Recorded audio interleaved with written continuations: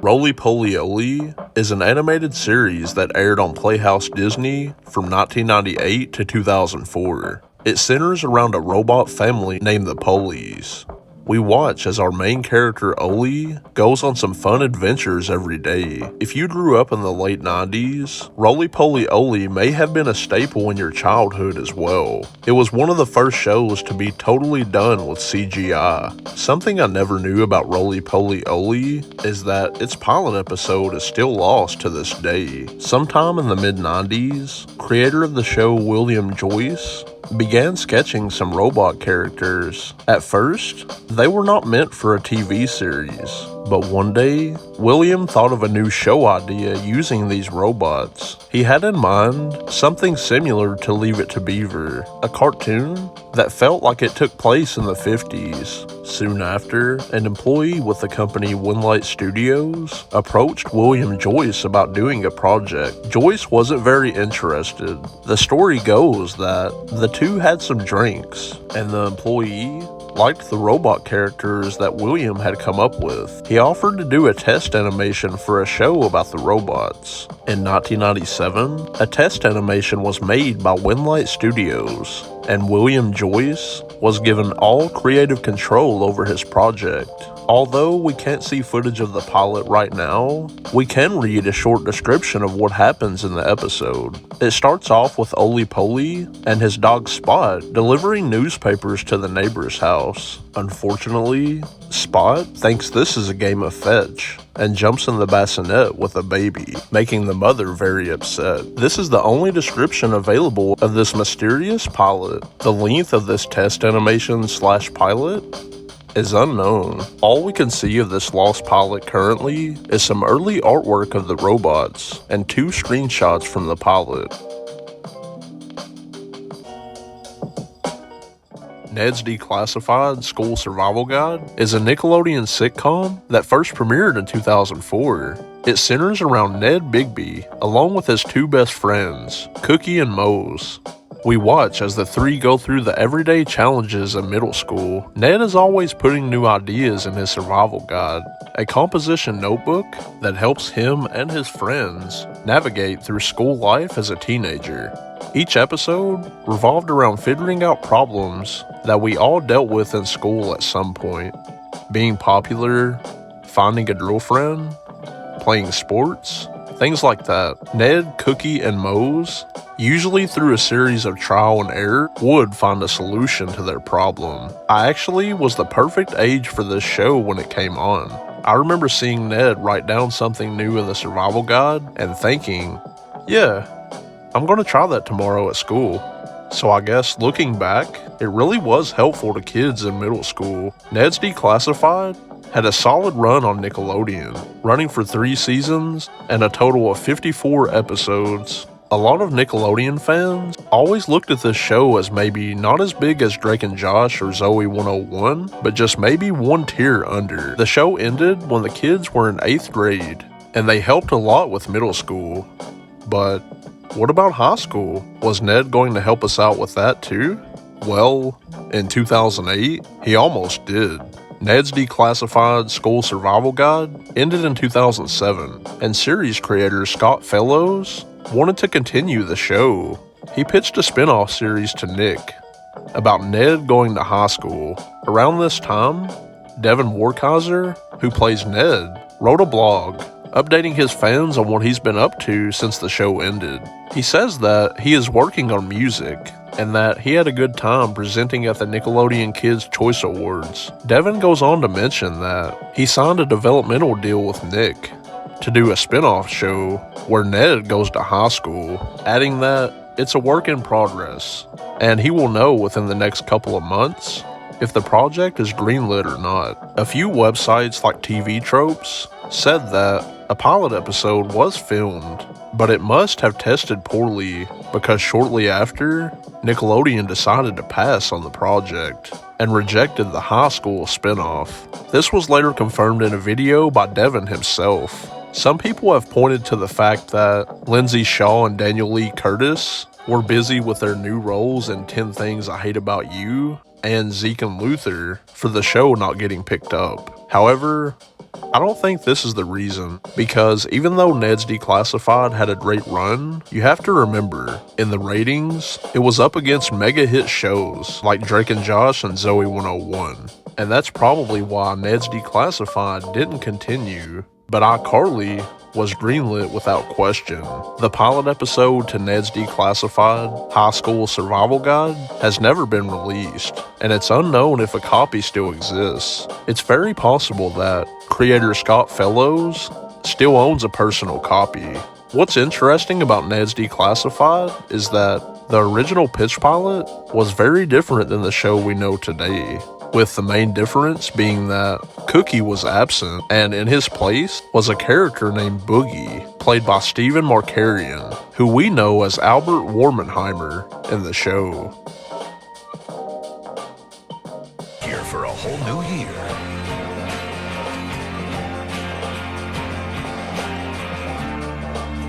This pilot is said to have aired on Nick a handful of times. After this episode was shown to test audiences, it was clear that a few changes needed to be made, so Daniel Curtis Lee was brought in to play Ned's friend, Cookie. A new pilot was filmed titled Neds Locker, and executives loved the new version of the show. Neds Declassified was picked up, and Nickelodeon ordered 13 episodes.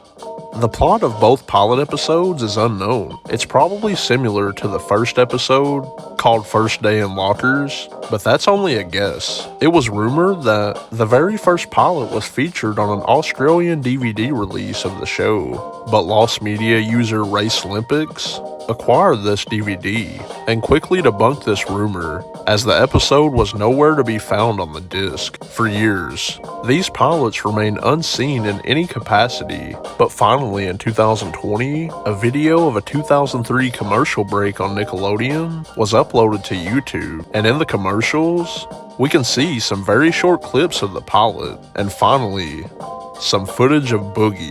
Lost Media fans also pointed out online that some stills from the pilot Neds Locker can be seen during the series finale. Nowadays, Ned, Cookie, and Mose do a podcast about the show and have talked about anything and everything behind the scenes. So I'm unsure if any other information about these episodes will ever be given by the main cast. So that leaves one person, Scott Fellows. If you ever see this video, leave a comment and let us know if we can watch the Lost Pilots. The Proud Family is a Disney animated series that first premiered in 2001. It follows the Prouds, our main character Penny, her parents Trudy and Oscar, grandmother Sugar Mama, and baby sister and brother BB and Cece. Throughout the show, Penny goes through life as a 14-year-old girl, whether it's drama with her group of friends, or the Grove sisters, or some wacky antics by her dad. This show was always a joy to watch. Penny is one of my favorite main characters of a show. She always was very aware, and had a good heart. The show ran for 2 seasons, and 52 episodes were made in total. For many years, this show was the backbone of the Disney Channel when it came to cartoons. The realistic storylines resonated with audiences around the world, and it became an instant classic. But let's venture back to the beginning. The Proud Family was created by Bruce W. Smith. A few years prior, Smith created an animated movie called Bebe's Kids. Released in 1992, this was torn down by viewers and critics alike, with most people saying it was a huge flop. In 1997, development for the Proud Family began. While writing the show, Smith took from his real-life experiences of being a father of 3. Penny was based on Bruce's daughter, and Sugar Mama was inspired by his mom, who didn't like to be called Grandma. Trudy was based off of his wife Denise, and Oscar is a reflection of Smith himself. In 1998, Bruce pitched the show to Nickelodeon. A pitch pilot was made, but Nick decided to pass on the Proud Family. Bruce Smith then pitched the series to Disney in '99, and it was greenlit. The Nickelodeon pilot remains unreleased to this day. but we can see some small clips of the episode and some early promos for the show. Penny has a different hairstyle, wears earrings, and has a bigger head as well. Everyone looks a little different, and the animation looks rough, but everyone's clothes are the same. Dejanay was originally named Delinquinetta. This is a play on the word delinquent, so she was originally probably going to be a character that got into a lot of trouble. In one scene from the Nick pilot, she is seen driving a car. Creator Bruce Smith confirmed on Twitter years ago that the pilot does exist but never aired. Apparently, he said in an interview that he might release it one day, but I was unable to confirm this. It's been said online that in Bruce's hometown, art from the original Proud Family pilot is supposedly hanging up in some barbershops. This pilot remains a huge mystery, and for now, all we can see is the short clips from early promos. For some reason, I feel like this will be released one day.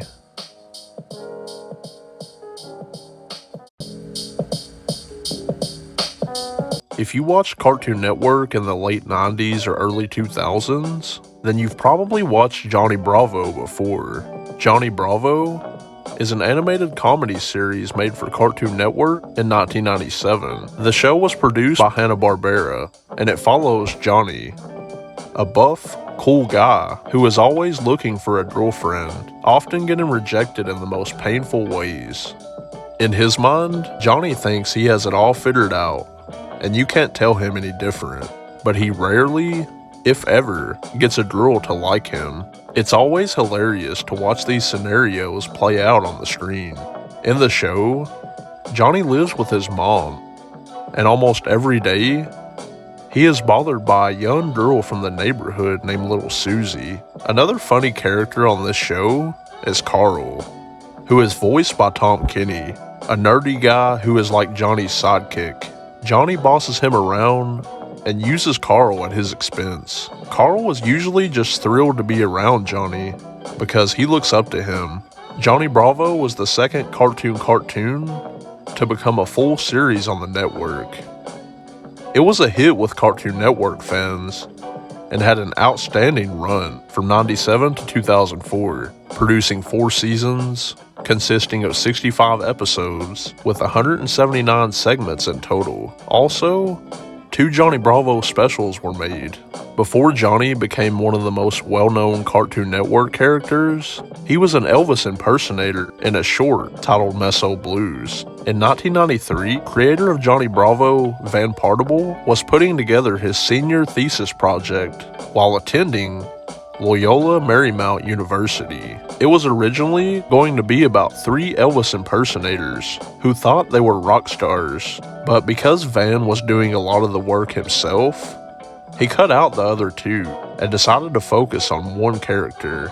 The short film was screened in a theater at the school, and the audience loved it. Meso Blues received a standing ovation.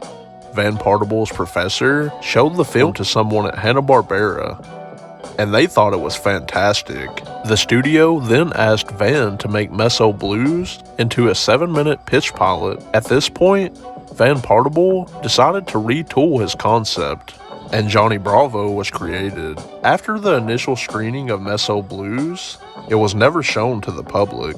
Luckily, 15 seconds of footage is shown in a Johnny Bravo documentary featured as an extra on a Season 1 DVD. Also, a few animation cells were discovered in a YouTube video that was uploaded by the university where it was produced.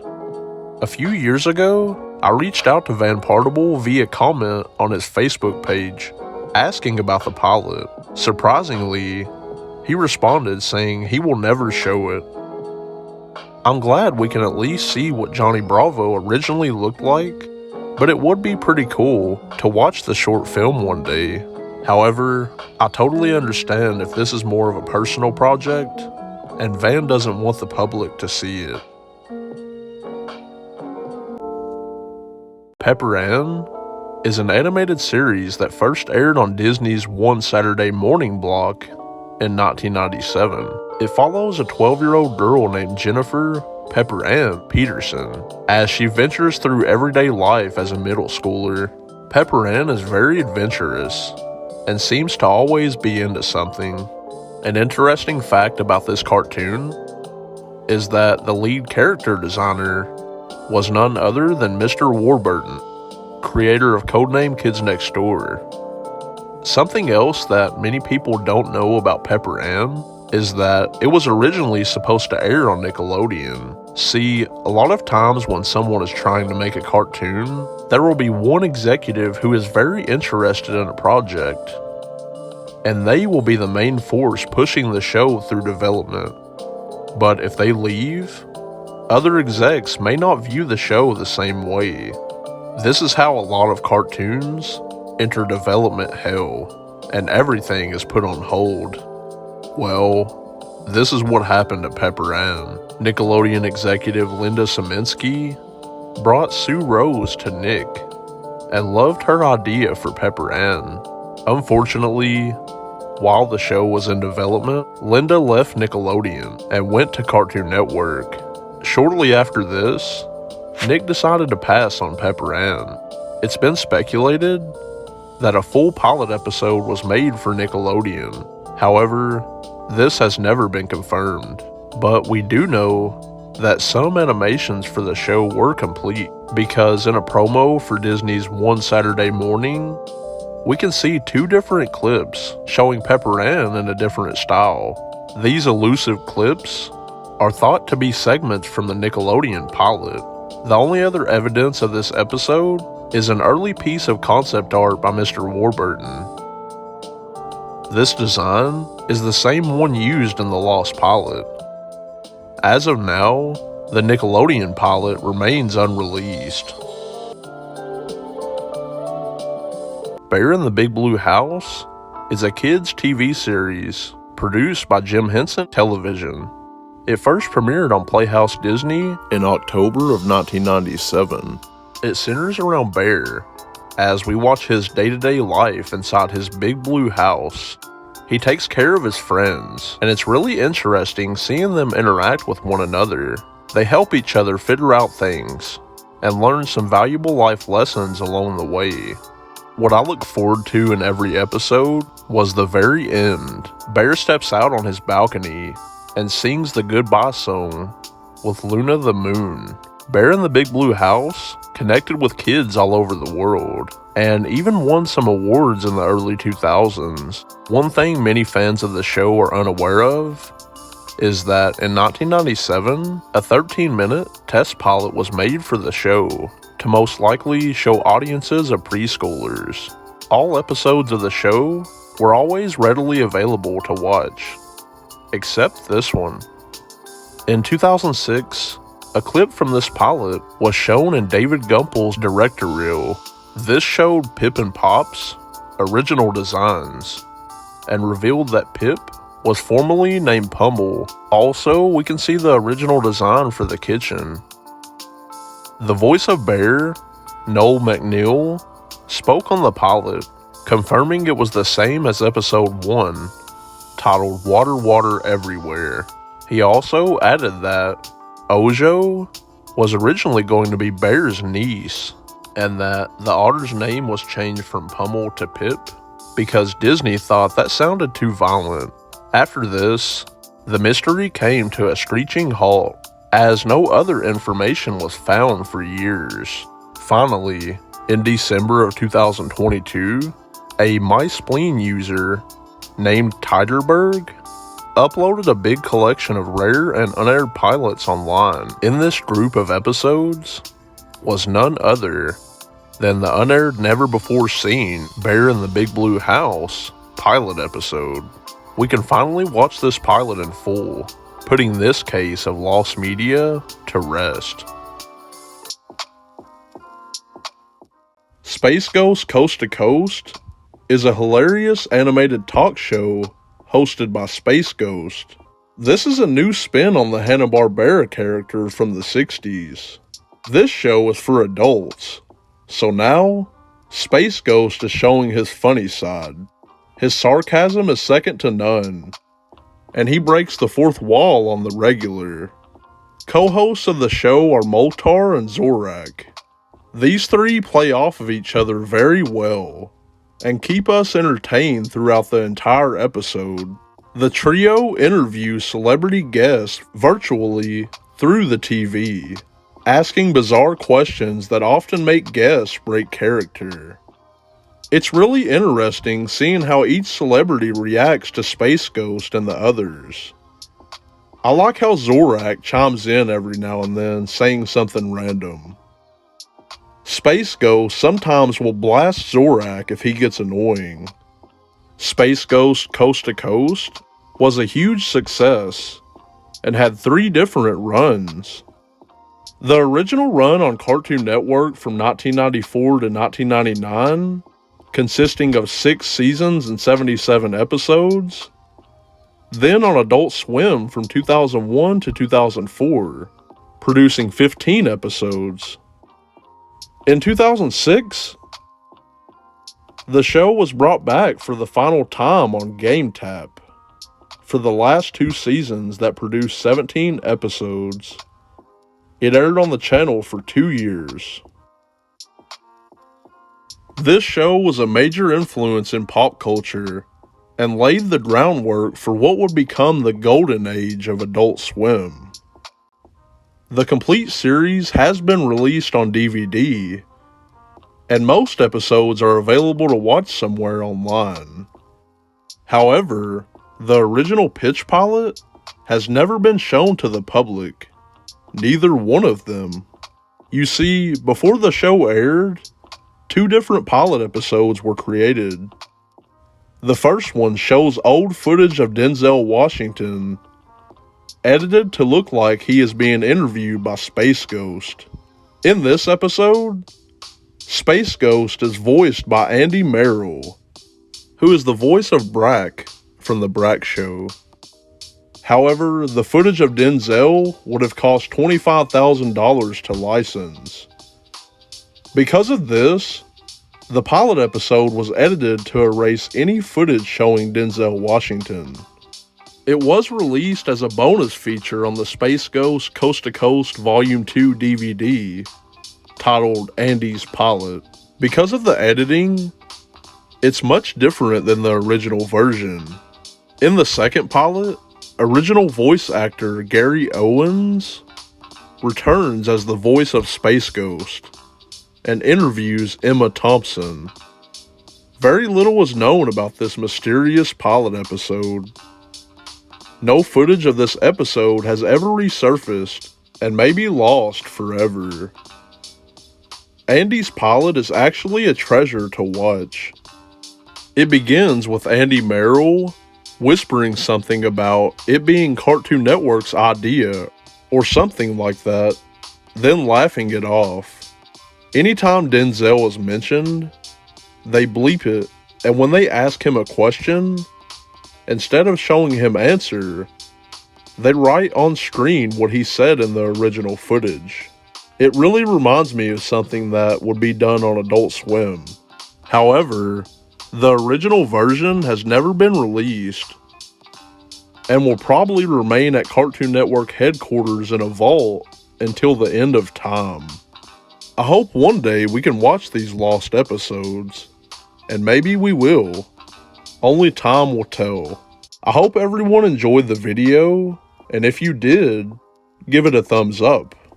Subscribe to the channel for more Lost Media content, and as always, feel free to leave some suggestions in the comment section for a future video. Thanks for watching, and until next time, stay up late productions.